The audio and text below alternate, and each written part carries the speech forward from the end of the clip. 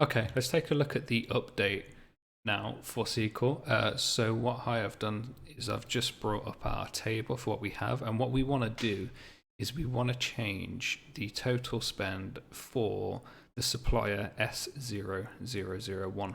So what we can do is what I always find best to do first is if you're going to do an update is to refine the data down first. You don't want to run an update without refining it, because potentially if you've done something wrong, you could update a lot of records to the wrong thing. So this is one of those things you need to be careful with.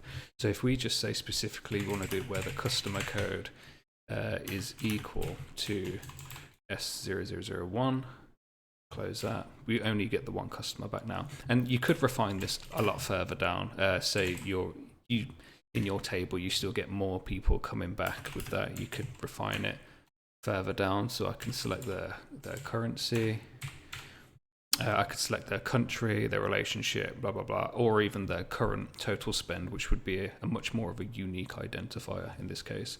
So what we would do now is we know this is the information we want to update, so we're happy with that, and we know we want to change that total spend. So if I now instead change the select star from to update table 2, and what we want to do is we want to set total spend, and in this case let's just say it's 1000.